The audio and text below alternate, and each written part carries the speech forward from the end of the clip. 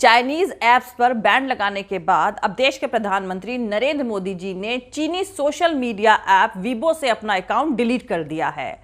उनका ये अकाउंट 4 मई 2015 को बना था। उस पर उनके 2,44,000 फॉलोअर्स थे और अब तक 115 पोस्टें करी गई थी। चाइनीज सोशल मीडिया ऐप से अपना अकाउंट डिलीट करके चाइना को नाराजगी दिखाई जा रही है। पर क्या आप बैंक ऑफ चाइना के बारे में जानते हैं? बैंक ऑफ चाइना कोई ऑर्डिनरी बैंक नहीं है। ये चीनी सरकार की तरफ से चलाई जा रही इन्वेस्टमेंट कंपनी चाइना सेंट्रल हुइजिन के अंडर आता है। ये बैंक तकरीबन 50 देशों में फैला हुआ है और 19 बैंक चाइना की one belt one road programme के तहत आता है। अब आपको बता दें, वन बेल्ट वन रोड यानी OBOR दुनिया भर के बिजनेस को अपने कब्जे में करने के लिए चीन की सरकार की तरफ से चलाया जा रहा अब तक का सबसे एम्बिशियस प्रोजेक्ट है। बहुत सारे एक्सपर्ट्स यानी विशेषज्ञों का मानना है कि इसी प्रोजेक्ट के चलते भारत और चीन की सरहदों पर तनाव है और अमेरिका भारत का इस्तेमाल करके चीन के इस प्रोजेक्ट को डिस्टर्ब करना चाहता है।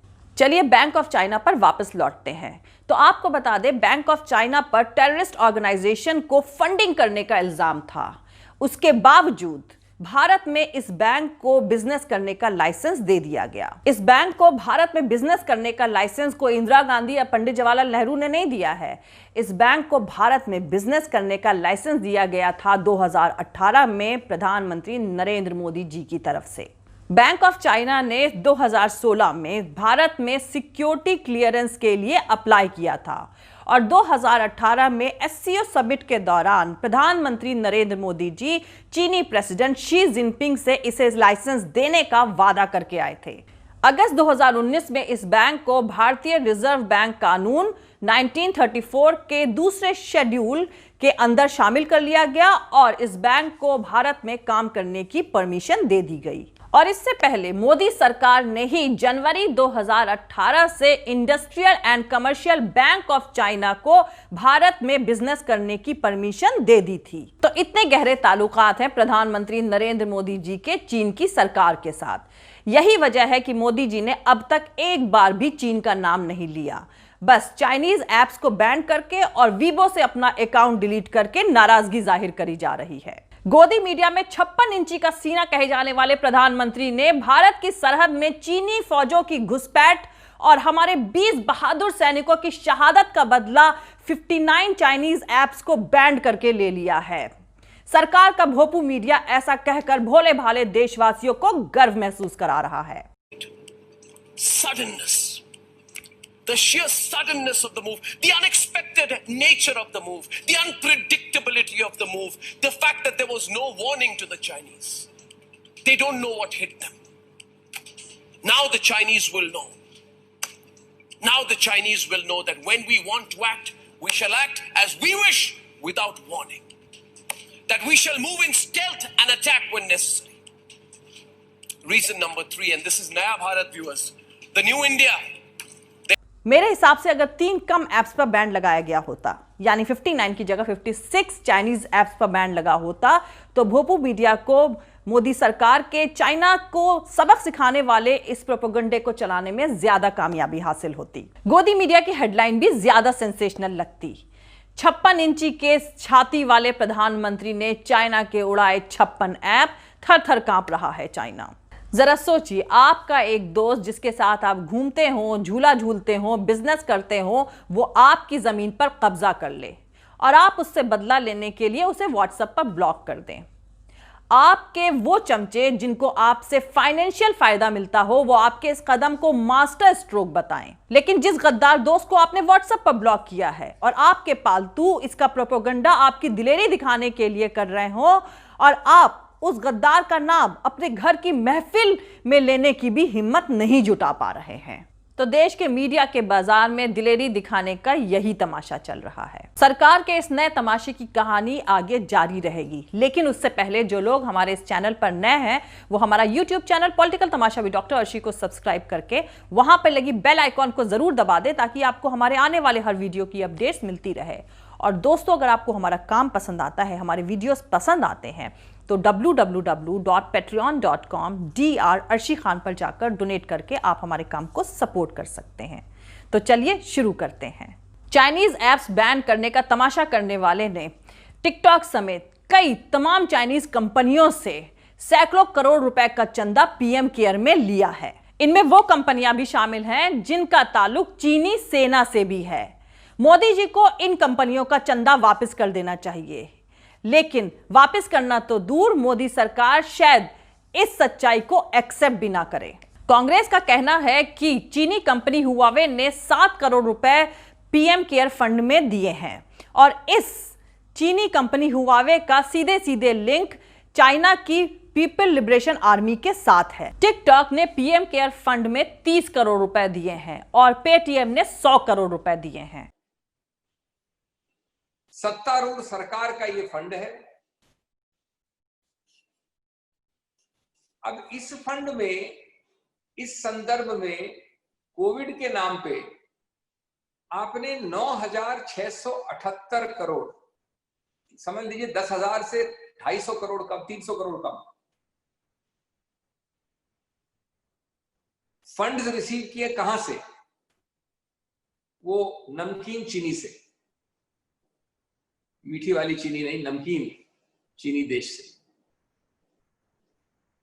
चाइनीज मनी 2013 के बाद आपके नाक के नीचे ये सब एरियाज और तारीखें बताई मैंने, झूला डिप्लोमेसी बताई, महाबलीपुरम बताया, आपकी 8 विजिट्स और 18 बैठकें बताई। उसके दौरान आपने 10,000 करोड़ रिसीव किया, तो मुझे अद्भुत लगता है। और जवाबदेही है राजीव गांधी फाउंडेशन, 20 लाख रुपए ले ली राजीव गांधी फाउंडेशन ने। इतना जबरदस्त फिगर, 9,600 सिर्फ एक फंड में। और फंड कितना पुराना है जनाब? ये कितना पुराना फंड है? कोविड कब हुआ था? ये तो अभी जन्मा है फंड, ये तो शिशु है। उसमें अगर अभी 10,000 करोड़ है और हम आपको ये नहीं बताते तो इसमें 6 महीने बाद क्या फिगर होता तो आप देख लेते।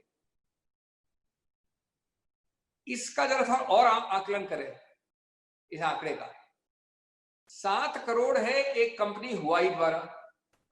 अब आज देश की हालत यह है कि जो स्कूल का किंडरगार्टन का बच्चा है वो भी हवाई के बारे में जानता है। अगर आप केजी क्लास या क्लास 1 के किसी शिशु से पूछिए तो वो बोलेगा ये वो पीएलए से कनेक्टेड चीन की कंपनी है क्या? ये चीन सरकार के आगे है। ये पीपल्स लिबरेशन आर्मी, जो एक डिक्टेटरशिप की आर्मी है, उससे संबंधित है, ये सर्वविदित है। 7 करोड़ वहां से आए हैं। आप देश को कितने लेक्चर देते हैं, संदेश देते हैं, उपदेश देते हैं कि हम इसको सैनिटाइज करेंगे। हमारे जो कानून मंत्री और आईटी मंत्री वो कहते हैं कि हम तो इस तरह से इसको कंट्रोल करेंगे कि इसकी सुरक्षा रहेगी, सर्वेलेंस नहीं होगी। उसी कंपनी का 7 करोड़ आप ले रहे हैं पीएम केयर में। टिकटॉक भारतीय कंपनी नहीं है, जापानी कंपनी नहीं है, चीनी कंपनी ने 30 करोड़ दिए।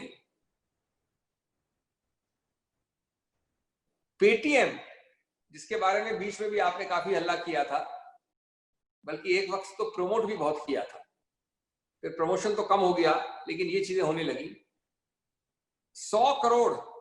तो दोस्तों, पेटीएम ने 100 करोड़ रुपए दिए हैं। इस बात को मैं यहीं पर रोकती हूं और आपको 8 नवंबर 2016 में ले चलती हूं, जब 8 नवंबर 2016 को प्रधानमंत्री नरेंद्र मोदी जी ने डीमोनेटाइजेशन यानी नोटबंदी का ऐलान किया था और ठीक उसके दूसरे दिन यानी 9 नवंबर 2016 को पेटीएम ने प्रधानमंत्री नरेंद्र मोदी जी को पेटीएम के ऐड के लिए पोस्टर बॉय बना दिया था।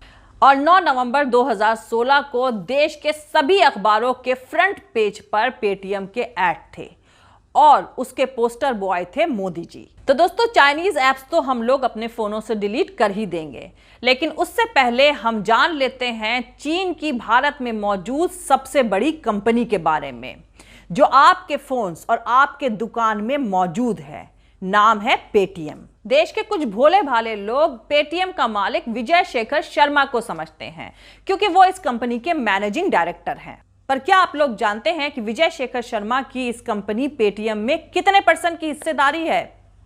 तो आपको बता दें कि 2019 के द इकोनॉमिक टाइम्स के हिसाब से पेटीएम में विजय शेखर शर्मा की सिर्फ 15.7% यानी 15.7% की ही हिस्सेदारी है। पेटीएम की मेन कंपनी का नाम है 197 कम्युनिकेशन लिमिटेड। ये सिंगापुर की कंपनी है और यहीं से सारा तमाशा शुरू होता है, क्योंकि चीनी कंपनी अलीबाबा ने अपना इन्वेस्टमेंट चाइना में मौजूद अपनी मेन कंपनी, अपनी मूल कंपनी के जरिए नहीं किया है। उसने पेटीएम में अपना ये इन्वेस्टमेंट अपनी फेलो कंपनी जो सिंगापुर में रजिस्टर्ड है उसके थ्रू किया है। अलीबाबा ने 2015 में पेटीएम की तकरीबन 41% की हिस्सेदारी खरीदने का ऐलान किया था। दरअसल उस वक्त अलीबाबा के जैक मॉ भारत आए थे और देश के प्रधानमंत्री नरेंद्र मोदी जी से मुलाकात करी थी। पेटीएम ने कामयाबी की असली ऊंचाइयों को छूना भारत में डिमोनेटाइजेशन यानी भारत में नोटबंदी के बाद से ही शुरू करी है। यही वजह थी कि पेटीएम, जिसको अलीबाबा की तरफ से फंडिंग हासिल हुई थी, उसने भारत में डिमोनेटाइजेशन यानी भारत में नोटबंदी के दूसरे दिन ही प्रधानमंत्री नरेंद्र मोदी जी को अपना पोस्टर बॉय बना दिया था। अब आपको बता दें कि पेटीएम के मॉडल को अलीबाबा के पेमेंट गेटवे अलीपो की तरह ही डेवलप किया गया है। 2018 में पेटीएम में अलीबाबा सिंगापुर की हिस्सेदारी कम होकर 36.31% हो गई थी। पेटीएम के बाकी के shares SAP ventures, silicon valley bank, Paytm की मैनेजमेंट टीम और दूसरे इन्वेस्टर्स के पास हैं। 2017 में अनिल अंबानी के पास जो 1% पेटीएम का शेयर था उसे भी अलीबाबा ने खरीद लिया था। पेटीएम का एक बड़ा हिस्सा अलीबाबा की एंड फाइनेंशियल कंपनी के पास है। यानी साफ तौर पर अगर देखा जाए तो 2020 में अलीबाबा और उसकी सहयोगी कंपनी एंड फाइनेंशियल के पास 197 कम्युनिकेशन कंपनी के सबसे ज्यादा शेयर्स हैं। पेटीएम, जिसके बारे में बीच में भी आपने काफी हल्ला किया था, बल्कि एक वक्त तो प्रमोट भी बहुत किया था, फिर प्रमोशन तो कम हो गया, लेकिन ये चीजें होने लगी। 100 करोड़ 100 करोड़ 38% चाइनीज ओनरशिप है। कंपनी का कंट्रोल 10-12% से होता है, 26% से टोटल हो जाता है। शेयर होल्डिंग इस कंपनी में चीन की है 38%। 100 करोड़, 7 करोड़, 30 करोड़, 100 करोड़, 3 नाम दिए मैंने आपको। चौथा है जियोमी, नाम से ही जाहिर है चीनी कंपनी है, 15 करोड़। लेकिन लोगों की आंखों पर पर्दा डालने के लिए चीनी कंपनी ने एक भारतीय विजय शेखर शर्मा को इस कंपनी का चीफ मैनेजिंग डायरेक्टर बनाकर बैठा दिया है। 100 करोड़ का डोनेशन पेटीएम से लेने के बाद सरकार तमाशा कर रही है 59 चाइनीज ऐप्स को बैन करने का। जय हिंद, सत्यमेव जयते, अल्लाह हाफिज। दोस्तों, हमारा पूरा वीडियो और दूसरे और वीडियोस देखने के लिए हमारा YouTube channel political Tamasha with doctor Arshi को सब्सक्राइब करके वहां पे लगी बेल आइकॉन को जरूर दबा दें ताकि आपको हमारे आने वाले हर वीडियो की अपडेट्स मिलती रहे। और दोस्तों, अगर आपको हमारा काम पसंद आता है, हमारे वीडियोस पसंद आते हैं तो www.patreon.com/Arshi Khan पर जाकर डोनेट करके आप हमारे काम को सपोर्ट कर सकते हैं। अगर आपको हमारा वीडियो पसंद आता है तो लाइक और शेयर करना हरगिज नहीं भूलें। आप हमें फॉलो भी कर सकते हैं हमारे ट्विटर, इंस्टाग्राम और फेसबुक पेज पर। थैंक यू, मिलते हैं अगले वीडियो में।